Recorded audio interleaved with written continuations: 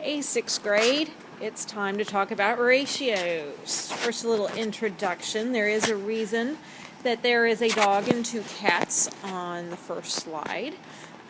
This is Roscoe, this is Laura, this is Blue. They belong to me.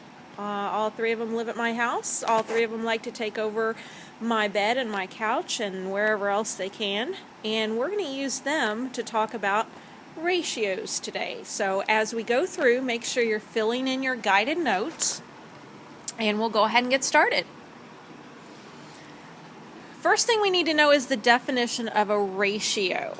So let's talk about the definition of a ratio. A ratio is a comparison of two quantities. So a quantity would be a number. So with a ratio, we're basically comparing two numbers. So make sure you pause if you need to. This is an important definition, and you need to fill in the definition on your guided notes. So I'll give you just a minute to do that. Ratio is a comparison of two quantities. All right. So at my house, if I wanted to compare two quantities, I might compare the number of cats to the number of dogs. And at my house, there are 2 cats for every 1 dog. So the ratio would be 2 to 1. And that's what we're going to talk about today.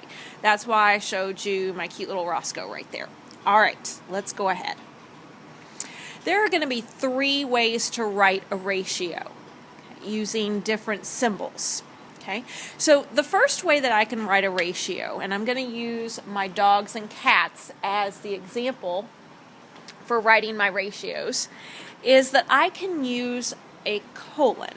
So I can say that there are 2, whoops, I didn't mean to use the yellow there. Let's go back and erase that.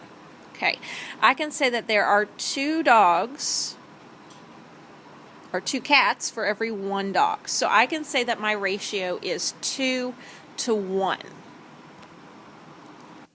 Go ahead and make sure that you're getting this on your guided notes. So I can use a colon to show my ratios. Okay. Another way that I can show ratios is I can write it as a fraction. So I can say my ratio of cats to dogs is 2 over 1. It's okay that it's an improper fraction. With ratios, that doesn't matter. So we're just going to keep it at 2 over 1 for how to show a ratio with a fraction. The last way is using words. So I can say 2 to 1. For every 2 dogs, I have 1 cat. Or I'm sorry, I said that wrong again. For every 2 cats, I have 1 dog. You can tell I like dogs better, can't you? Okay, so that would be the ratio, 3 ways to write the ratio of cats to dogs at my house. Go ahead and write that down in your guided notes. Pause if you need to. Okay, another example. If we were going to compare apples to oranges, there's 3 ways that we can write down this ratio. Okay, first way, we're going to use the colon. So we say apples to oranges.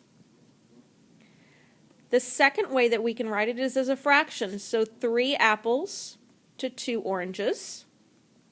And then the third way, we can say 3 to 2 for our ratio of apples to oranges.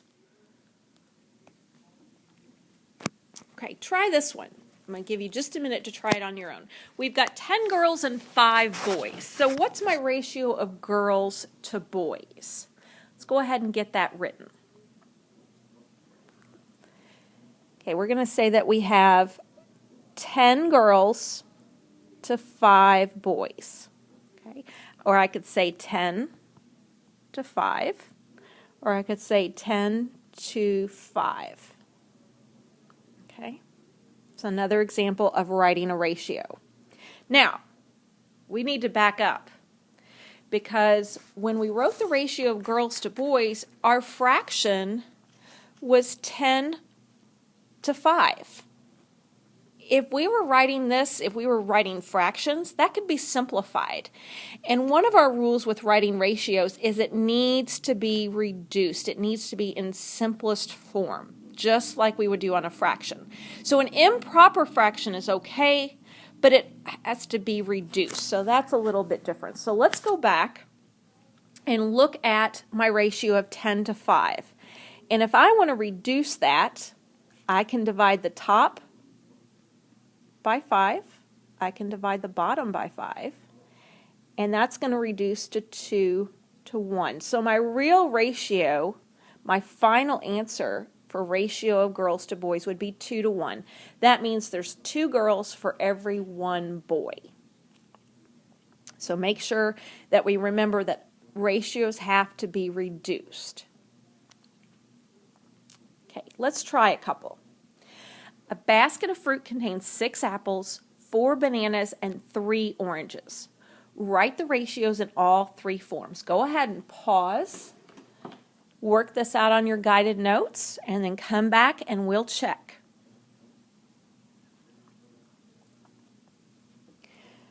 Okay, hopefully you remembered to pause. Let's go ahead and write our ratios in all 3 forms. Bananas to apples. So we have 4 bananas to every 6 apples. Now wait a minute, is that reduced? No, it's not. We can divide both of those by 2. So I'm going to reduce that, and I'm going to say that it's actually 2 to 3, or 2 over 3, or 2 to 3. Okay.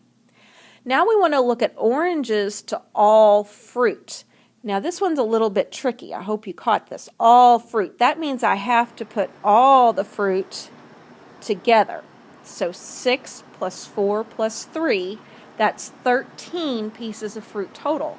So when I'm writing my oranges to all fruit, I'm going to write 3 to 13, or 3 to 13, or 3 to 13. Now, is this one in simplest form? Right, it already is in simplest form, so we don't have to worry about that one. Let's try another. At St. Rita, there are 200 students, 15 teachers, and 1 principal. I just made these numbers up. Write a ratio in all 3 forms. So try this one. Pause the video, give you just a minute, and see what you can do.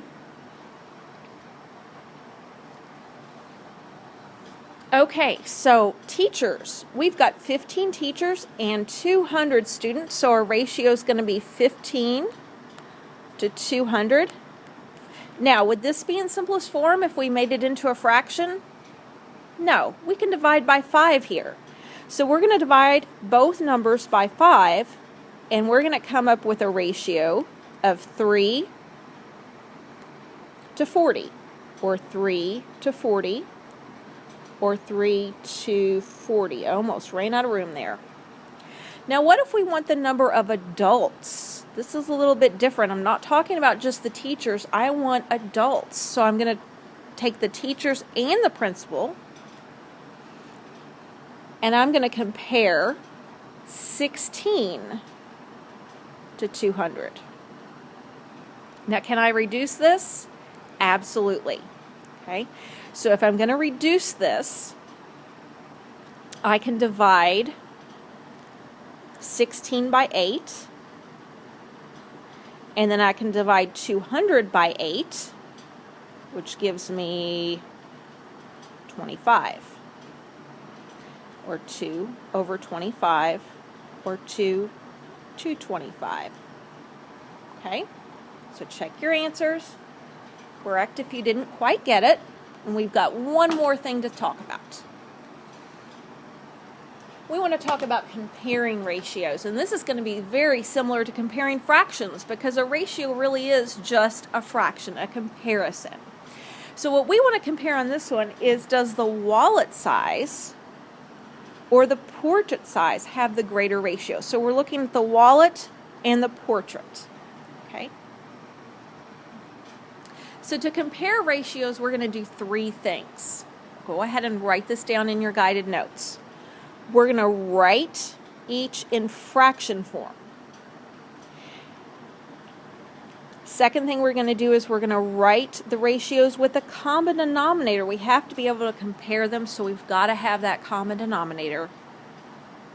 And then the last thing that we're going to do is we're going to compare those to see which one is greater. Go ahead and pause here if you need to catch up on the notes.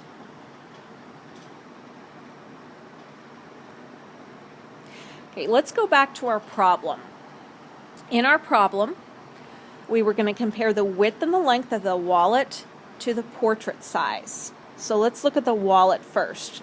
The width on the wallet is 3.5, the length is 5. So I'm going to make my ratio in fraction form. I'm going to say 3.5 over 5. Then for the portrait, I'm going to say 8 over 10. Now, do these two have a common denominator? No, I've got 5, I've got 10. So I have to make a common denominator. 5, if I multiply by 2, I can get 10. So we're going to keep this one the same. And we're going to multiply this one by 2 on top and bottom so that I end up with 7 over 10. Well, now it's real easy to see which one has the greater ratio. Well, it's the portrait. The portrait has 8 over 10 versus 7 over 10. Okay, so the portrait is going to have the greater ratio. Okay, try this one. Compare the ratio of the width and length of the personal and the wallet size. Go ahead and pause to give yourself time to work and compare the personal to the wallet size. All right, so let's take a look at our solution for this one. We're comparing the personal and the wallets. Okay, so first thing, let's make a proportion for the personal. And we're going to say that it's 4 over 6. The wallet is 3.5 over 5. Now, can we compare these yet? No, we can't because our denominators aren't the same. So I'm going to have to make a common denominator. A common denominator between 6 and 5 is going to be 30. So I want to get the bottom of both sides to 30. Okay. So make my common denominator. And that's going to be 20 over 30. And then we've got 6 times 5 is 30.